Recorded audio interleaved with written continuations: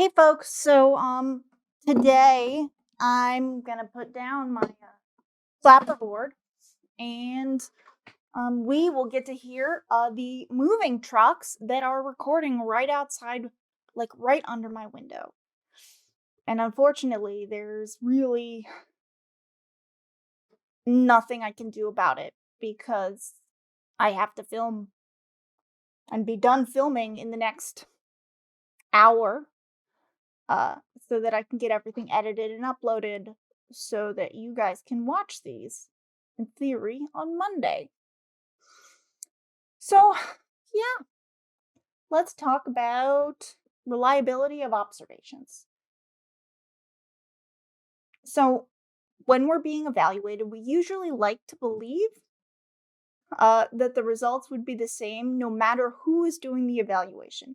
For example, if you take a road test, when you take your road test for a driver's license, you are frankly, you'd like to think that whether you pass or fail is a matter of only your performance behind the wheel and not a function of who is sitting in the passenger seat.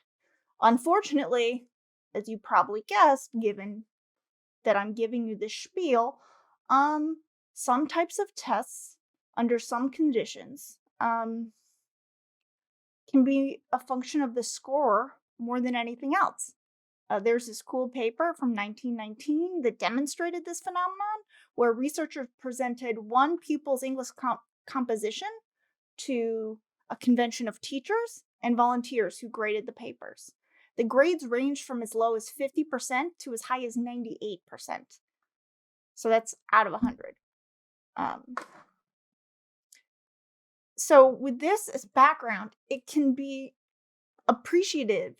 appreciated that certain tests lend themselves to scoring in a way that is more consistent with other tests. It is meaningful, therefore, to raise questions about the degree of consistency or reliability that exists between scorers on a particular test.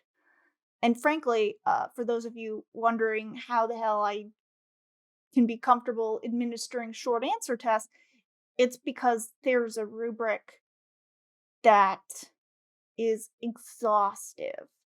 Um, that breaks down where all the points come from and documents where and why, and it's elaborate. It's really helped with reliability, both in this class and my personality class.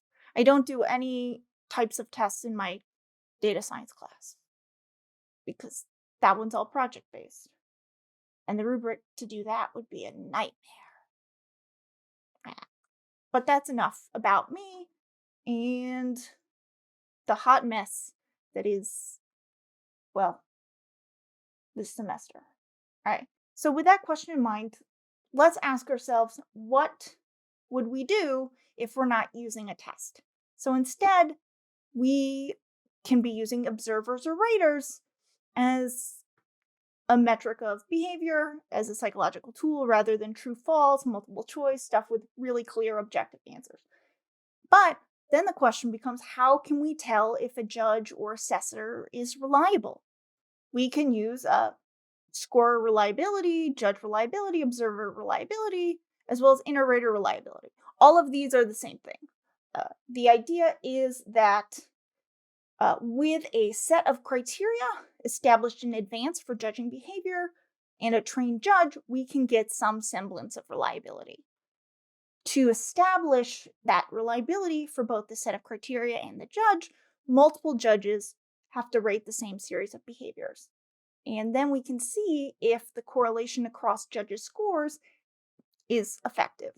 But, as I'm going to talk about in a little bit, what if they agree by accident? Uh, Especially for dichotomous or ordinal scales. But before we get there, I'd like to talk a little more about inner rater reliability.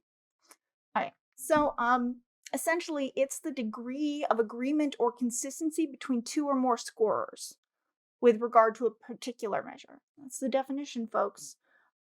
So, reference to levels of inner scorer reliability for particular tests are usually published in the test manual or elsewhere. And if the reliability coefficient is high for those in the prospective user knows that test scores can be derived in a systematic and consistent way by various scorers with consistent training. So a responsible test developer who is unable to create a test that can be scored with a reasonable degree of consistency by trained scorers is going to have to go back to the drawing board to discover the reason for this problem. It could be that the reason is lack of clarity in the scoring criteria, where then the remedy is to rewrite um,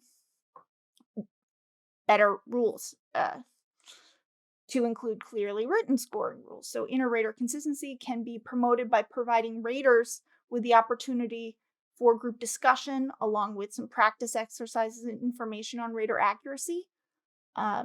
And I've actually sat in on kind of these meetings for grant applications, where if there's a wide discrepancy between ratings, then the multiple raters, usually there's 3 at least, will talk about what we saw in the applicant or grant application and try and see if it's because of carelessness, and then usually somebody will update their rating, or if it's just because we focused on different things. So there, a discrepancy isn't unreliability per se, but a differing perspective. Cool. So, but perhaps the simplest way to determine the degree of consistency is to calculate a correlation coefficient. So it is a way to do it, as I kind of hinted at, but there are problems. This correlation coefficient, although it's usually called the coefficient of inter-score reliability, it has a degree of inflated rating because of chance. And so a measure to kind of account for that chance agreement is the kappa measure, and it has values that range from -1, which is actually less agreement than expected by chance, to +1, which is perfect agreement. And for kappa, there are some really nice rules of thumb. So anything above 0.75 is typically considered excellent. Anything between 40 to 75 is fair to good, and anything below 40 or 0.4 is bad. And if you have a negative value, that means that someone is using like almost the inverse of the rubric. They're being systematic, but they're being systematic in a way that is very different from the rest of the raters. So you'll notice that this lecture is pretty sparse. That's because I've got a big detailed write-up in the course notes so that you can see the math behind it. So please check that out. The videos will only get you so far in this class. You really need to do the reading and watch the lectures to get some kind of broad overview, both the book and the notes that I've produced. So yeah, let's see if I got a little more. Nope. Apparently that's all I got for reliability of observations. So I'll see you in a bit. Bye. There. Nope. Press the button.